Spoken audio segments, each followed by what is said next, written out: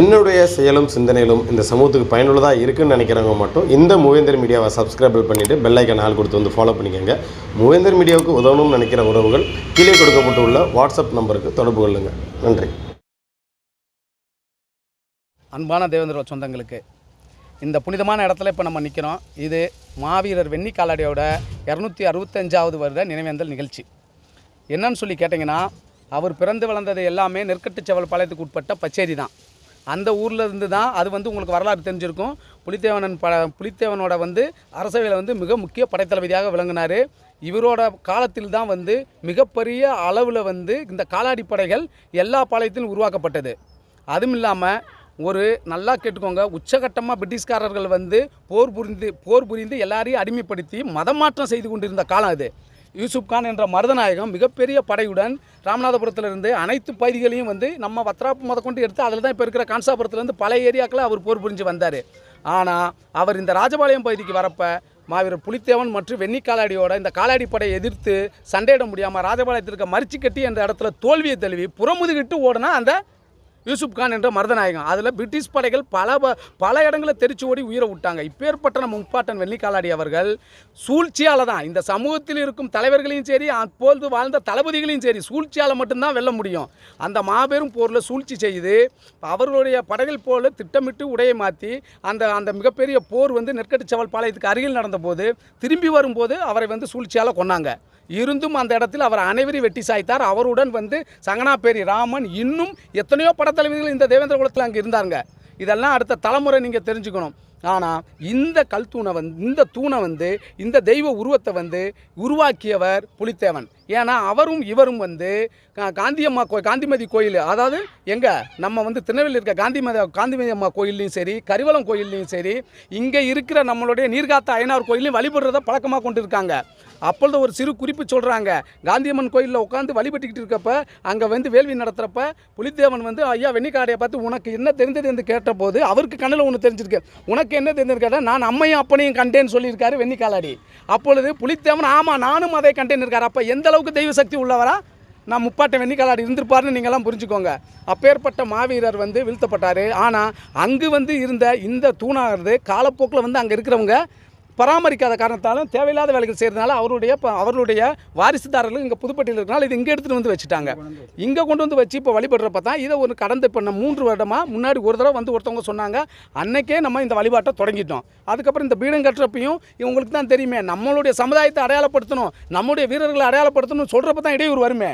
இங்கேயும் அந்த இடையூறு வந்துச்சு. முறையாக நாங்கள் வருவாய்த்துறை எல்லாரையும் சந்தித்தோம். இது ஓடப்புறம்போக்கில் இருக்குது, நீர்நிலை புறம்போக்கில் இருக்குது எல்லாம். அதாவது ஒரு சில பேருக்கு நான் இங்கே எதையும் பேச விரும்பல. ஒரு சில விஷயங்கள் நடக்கப்போ அரசு எப்படி வேணாலும் வளைஞ்சு போகுது, நமக்கு வரப்போ மட்டும் நேராக வருது. இதுதான் இன்று அரசாங்கத்தோட செயலாக இருக்குது. ஆனால் அதெல்லாம் மாற்றிக்கணும். இன்றைக்கி நம்ம அனைத்து சமூகத்தோடு ஒருங்கிணைந்து வாழ்கிறோங்கிறதுக்கு ஒரு எடுத்துக்காட்டு தான் மாவீரர் வெண்ணி காலாடி. அதே போல் இந்த இடத்துல என்ன உறுதி இருக்கணும்னா, அன்னைக்கு எப்படி மாவீரன் நம்மளுடைய வெண்ணி காலாடி எப்படி ஒரு மண்ணு தான் முக்கியம், நம்மளுடைய மதம் தான் முக்கியம், நம்ம மானம் தான் முக்கியம்னு தன்னுடைய சொந்த பதத்தை கோட்டைப்பட்டியில் இருந்தோம், சாத்தூர் 18 பட்டியில் இருந்தோம், மதுரையில் இருந்தோம், எத்தனை ஊருக்கோ அவர் அன்னைக்கு போய் படைகளை திரட்டி அந்த சண்டையை போட்டிருக்காரு. அவர் அன்னைக்கு நினச்சிருந்தா இந்த பாளையத்தை ஆண்டது ஒரு மறவர் சமூகத்தை சேர்ந்தவர். அவருக்கு எதிராக எத்தனையோ பாளையத்துக்காரர்கள் இருந்துமே, ஆனால் நான் என் மண்ணையும் என் மதத்தையும் விட மாட்டேன்னு மண்ணுக்காக நின்ன குலம் தான் இந்த தேவேந்திர குலம். அப்பேற்பட்ட இந்த குலத்துக்கு பிறந்தவர் தான் இந்த மாவீரன். யார்? இந்த மண்ணுக்கும் சரி மதத்துக்கும் ஒன்றுனா தேவேந்திரனுக்கு மட்டும்தான் கொதிக்கும், தேவேந்திரன் மட்டும்தான் உணர்ச்சிவசப்படுவான், நம்ம மட்டும்தான் எங்கேயும் பாயுவோம். அப்பேற்பட்ட இந்த வீரத்தை போற்றி வணங்கணும். அதே மாதிரி அன்னைக்கு அவங்க எந்த ஜாதி பிரிவினையும் இல்லாமல் இருந்தாங்க, ஒற்றுமையாக இருந்தாங்க. அதே போல் ஒரு காலகட்ட ஒற்றுமை இனிமேல் இந்த அனைத்து சமூகத்துக்கூட நம்ம சமூகம் வரணும். இனி எதிர்வரும் காலங்களில் இந்த வாட்ஸ்அப் யூடியூப்பில் தேவையில்லாத விஷயங்களை அவர்கள் பேசினாங்கன்னா அதுக்கு நியாயமான பதிலடிகளை கொடுத்து, அதுலேயும் குறிப்பாக நம்ம தம்பி தினேசன் நல்லா தான் கொடுத்துட்ருக்காரு விளக்கத்தை. அதாவது வரலாற்று பூர்வமாக தேவையில்லாத விஷயங்களை பேசாமல் கொடுத்து, அதே மாதிரி இனி வரும் தலைமுறை இளைஞர்கள் நம்மளும் ஜாதிங்கிறது அடுத்த சமூகத்தை இணைந்து வாழ்கிறதுக்கும், அடுத்த சமூகம் நம்ம கூட வாழ்கிறதுக்கு தான். ஒரு ஊரில் இருந்தோம்னா நம்ம மட்டும் கிடையாது, இன்றைக்கி எல்லா சமூகமும் இருந்தால் தான். இன்றைக்கி இந்த துணி போடுறோம்னா இதை யார் நெசவாளர் நெய்தால் தான் நம்ம போட முடியும். ஒரு பருத்தி உற்பத்தி பண்ணுறது நம்ம தேவேந்திர மட்டும் இல்லை, எல்லாரும் உற்பத்தி பண்ணணும். இப்படி ஒவ்வொரு பொருளும் ஒரு ஆசாரி இருந்தால் தான், ஒரு கொத்தனார் இருந்தால் தான். அப்போ அனைத்து சமூகங்களும் ஒன்றிணைந்தது தான் இந்த பூமியில் நம்ம வாழ முடியும். அனைத்து சமூகம் கூட எப்படி ஒன்றிணைந்து வாழ்வோமோ அதே போல் இன்றைக்கி அனைத்து சமூகமும் ஒரு அதிமுக திமுக, காங்கிரஸ், பிஜேபின்னு எவ்வளோ பெரிய அரசியல் சக்தியாக உருவெடுத்துக்கிட்டு இருக்காங்க. ஒவ்வொரு கட்சியிலையும் பாருங்கள். இன்றைக்கி அதிமுக எடுத்துக்கோங்க, அதில் பாருங்கள் முக்குளத்தோட சேர்ந்தவரில் பாருங்கள், செல்லூர் ராஜா இருக்கட்டும், உதயகுமாராக இருக்கட்டும், இனி வரிசையாக அவங்க இதில் ஓச்சிமானி எப்படி வேணாலும் சொல்லலாம். அவர்கள் எல்லாம் அவங்க வந்து ஒரு ஆளுமைத்தன்மையாக இருக்காங்க. திமுகவில் எடுத்துக்கோங்க, அங்கேயும் எடுத்துக்கோங்க, கிட்டத்தட்ட வந்து பார்த்திங்கன்னா அன்பில் பொய்யாமொழி, மணிமாறன், அதுக்கப்புறம் வந்து ஒரு முத்துராமலிங்கம், எத்தனை அப்படி ஒவ்வொரு சமூகத்தை சேர்ந்தவங்களும் அது இந்த தேவர் சமூகத்தை அவர் ஆளுமையாக இருக்காங்க. நாடார் சமூகத்தை சேர்ந்தவங்களும் அதில் ஆளுமைத்தன்மையாக இருக்காங்க. ஆனால் இந்த தேவேந்திர குலத்தை சேர்ந்தவர்கள் ஒரு அரசியல் அதிகாரத்தில் ஆளுமையாக இருக்காங்கன்னு பார்த்தீங்கன்னா இல்லை.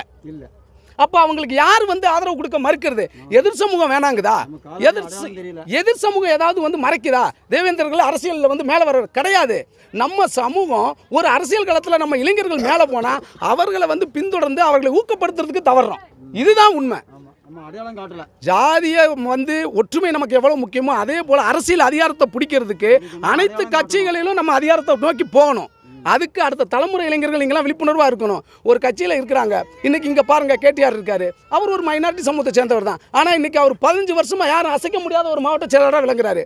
KKSSR இருக்காரு, அவர் ஒரு மைனாரிட்டி சமூகம் தான். அவர் இங்கே இருக்க பெரும்பான்மை சமூகத்தை கரெக்டாக வந்து வழிநடத்தி கொண்டு போகிறாரு. அப்போ பெரும்பான்மை சமூகமான நம்ம ஏன் அந்த இடத்த அதிகாரத்தை பிடிக்க முடியல? இந்த கேள்விக்கு தான் அடுத்த தலைமுறை இளைஞர்கள் இங்கே வரணும். இன்றைக்கி இங்கே வந்திருக்கோம். இங்கே வந்து அதிமுகவில் இருக்கவங்க இருக்காங்க, பாரதிய ஜனதா இருக்காங்க, இந்த திமுகவில் தம்பிலாம் நல்லா வளர்ந்து போய்கிட்டு இருக்காரு. அப்போ இவங்கெல்லாம் அடுத்த தலைமுறை இவங்க அதே இடத்துல நான் தேவேந்திரன் தன்னோட உரிமையை அந்த அந்த அரசியல் கட்சிகிட்ட நிலைநாட்டுற அளவுக்கு இவங்களை வளர்த்துக்கணும். அப்போ இவங்களுக்கு நம்மளும் பின்புலமாக இருக்கணுங்கிறது தான் என்னோட ஒற்றை கோரிக்கை. அதே போல் வர தேர்தலையும் சரி, இந்த இடத்துல வெண்ணிக்காதாடியோட நினைவிடத்தில் சொல்கிறேன், நீங்கள் வந்து தயவு செஞ்சு நல்லா கேட்டுக்கோங்க. ஒரு குறிப்பிட்ட சமூகம் நம்ம மேலே மிகப்பெரிய காழ்ப்புணர்ச்சியில் இருக்குது, நம்ம வளரக்கூடாதுன்னு இருக்குது. அதுக்கு ஒரே எடுத்துக்காட்டு ஆலம்பட்டியில் நடந்த இந்த திருவிழாவுக்கான முதல் பிரச்சனை தான். நல்லா கேட்டுக்கோங்க. அந்த திருவிழா ஆண்டாண்டு காலமாக கொண்டாடுறோம், அந்த மந்தையில் கொண்டாடுறோம். ஆனால் நம்ம அங்கே வச்சு முளைப்பாரி எடுக்கிறோங்கிற ஒரு காரணத்துக்காக ஒட்டுமொத்த சமூகமும் சேர்ந்து நம்ம எடுத்தாலும் பரவாயில்ல, அவன் அழிஞ்சாலும் பரவாயில்ல, அந்த கோயிலே இடின்ட்டான். மந்தை தானே எவனும். அப்போ நமக்குங்கிறப்ப எல்லாரும் ஒன்று சேர்ந்துக்கிறாங்க. அப்போ நம்ம என்ன பண்ணணும்? நம்மளை ஒன்று சேர விடாமல் நம்மளை பிரிச்சாளுற அரசியல்வாதிகள்கிட்ட ஜாக்கிரதையாக இருக்கும். அது எந்த அரசியல் கட்சியில் வேணாலும் இருக்கட்டும். இந்த இடத்துல நான் பதிவு பண்ணுறேன். அது திமுகலேருந்து செய்யட்டும், அதிமுகலேருந்து, பாரதிய ஜனதாலேருந்து கூட செய்யட்டுமே. அனைத்துலேயுமே சதி தேவேந்திரனுக்கு எதிராக பின்னப்படுது. இப்போ அதில் இருக்க மாநில தலைவர்களும் எல்லாருமே ஒரு குறிப்பிட்ட சமூகத்தை சேர்ந்தவங்களுக்கு தான் ஆதரவு கொடுத்து செஞ்சுக்கிட்டு இருக்காங்க. நம்ம இளைஞர்கள் இவ்வளோ நாளாக கோன்னு கத்துனோம். ஆனால் நமக்கு அங்கே எந்த ஒரு ஆதரவும் இப்போ இல்லை. இனிமேல் இருக்கிறவங்க ஒரே அடியாக ஆட்டு மந்த கூட்டமாக வாழ வேணாம். ஒரு ஆடு ஒரு பக்கம் பாஞ்சிருச்சுன்னா அனைத்து ஆடு அந்த பக்கம் தான் போகுமா?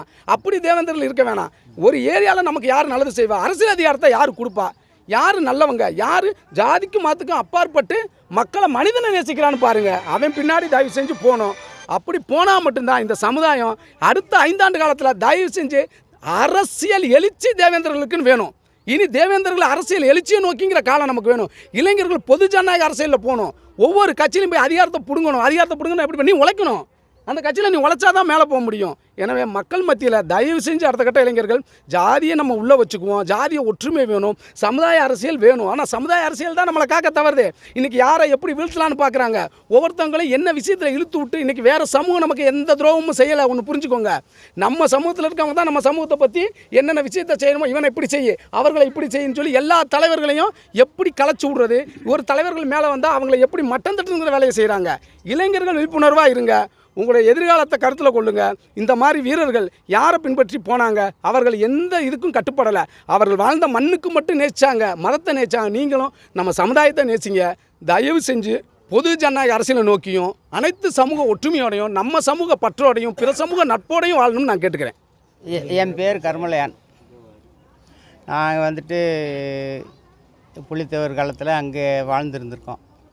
பெரியாள் வாழ்ந்துருந்துருக்காங்க நெக்கட்டஞ்சொல்ல நெல்கட்டஞ்சொல்ல வாழ்ந்து வரும்போது திரும்ப வந்துட்டு இவர் வந்து புலித்தேவர் தளபதியாக இருந்திருக்காரு. தளபதியாக இருந்த இடத்துல வந்துட்டு அவர் சண்டை போட்டு இது பண்ணி இது பண்ணும்போது அப்போ ஒரு இதாகிட்டார். ஆன உடனே அவர் என்ன இருக்கார், உடனேயே இந்த சிலையை அடித்து அங்கே வச்சுட்டு உன் பரம்பரை வாரிசு வணங்கிக்கிட்டோம் அப்படின்னு சொல்லிட்டு அவர் வச்சுட்டு அவர் கொஞ்சம் நாளையில் அவர் இதாகிட்டார். அதுக்கு பிற்பாடு நான் அங்கேருந்து வழிபாடு பண்ணிக்கிட்டு இப்போ பெரிய அளவு பண்ணிக்கிட்டு இருந்திருக்காங்க. அடுத்து நான் வந்து நான் பிறந்ததுலேருந்து மொட்டை ஓட்டு அங்கேருந்து ஒரு 5 வயசுலேருந்து எனக்கு விவரம் தெரிஞ்சு போய்கிட்டு இருக்கும்போது இப்போ எனக்கு வயசு 75. நான் இது எப்போம்போதுனா ஒரு 25 வயசில் இங்கே கொண்டு வந்துட்டேன். 25-27 வயசில் வரைக்கும் கொண்டு வந்துட்டேன். அதாவது இப்போ கொண்டு வந்து 50 வருஷம் இருக்குது நான் கொண்டு வந்து. ஆமாம், கொண்டு வந்து நான் ஒரு தான் இருக்கேன். எங்கள் அப்பா, எங்கள் பெரியப்பா, இன்னொரு பெரியப்பா, எங்கள் அத்தை பின்னாடி சின்ன பையங்க பிரசிடண்ட் இருக்கார், பிரசிடண்ட் நம்ம பிரசிடண்ட் அழகாபுரியன் என் மருமகன் அவரும் கூட வந்தார். இப்போ நாங்கள் இருக்கிறது 2-3 பேர் தான் இருக்கும் அதை கொண்டு வந்ததில். அதனால் வச்சு நீங்கள் வழிபாடு விட்டு அடுத்த கட்ட லெவலாக ஐயாவுடைய இந்த நினைவிடத்தை வந்து அந்த நடுகள் வழிபாடை வந்து ஒரு கோயிலாகவோ இல்லை ஒரு ரெடி பண்ணுறதுக்கு எது ஏற்பாடு எதுவும் பண்ணியிருக்கீங்களா? பண்ணியிருக்கோம். சின்ன இதில் கொடுத்துருக்கோம். இந்த தொழில்துறைன்னு ஒன்று இந்த ஒரு ஐசி தண்ணிகள் கொடுத்துருக்காரு.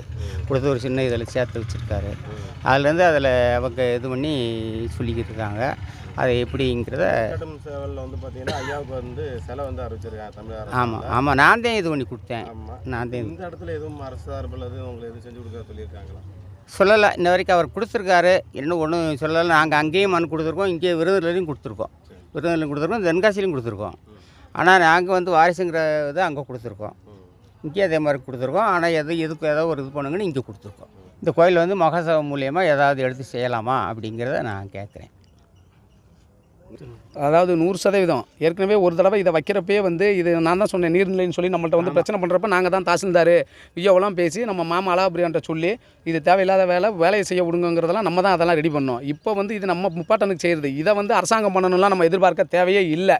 இதற்கு அப்புறம் நம்ம எல்லாரும் அனைத்து ஊரையும் கலந்து சுற்று வட்டாரத்தில் பேசி இதை எந்த அளவுக்கு இதுக்கு மண்டபம் கட்டுறது, இதை பக்தர்கள் வந்தால் எப்படி இங்கே உட்காந்து வந்து கும்பிட்டு போகிறது. ஏன்னா துடியானவர் இந்த திருவிழாவை இது வந்து எப்படின்னு சொல்லிங்கன்னா எதிர்கால தலைமுறைக்கு போற்றி வந்து புகழக்கூடிய மிகப்பெரிய திருவிழாவை இதை நடத்தணும். அதற்கான வேலையை நாங்கள் கண்டிப்பாக செய்வோம். இது அடுத்த ஆண்டுக்குள்ளே இதுக்குள்ளே எல்லாரும் ஐயாவெல்லாம் கலந்து பேசி இவர்களை இங்கே இருக்கிற இவங்களை கமிட்டியாக போட்டு நாங்களாம் என்ன உதவிகள் செய்யணுமோ செஞ்சு இந்த இடத்த மிகப்பெரிய அளவில், அதாவது இவர் வந்து இந்த தண்ணி இருக்குன்னா இந்த தண்ணியிலேருந்து கடந்து வர லெவலுக்கு நம்ம அரசாங்கத்தை வலியுறுத்தி இந்த ஆளுங்கட்சியும் வலியுறுத்தி எல்லாத்தையும் பெற்று இந்த இடம் மிகச்சிறப்பாக அடுத்த தடவை இருக்குங்கிறதுல எங்களுக்கு பெரிய நம்பிக்கை இருக்குது, செய்வோம்.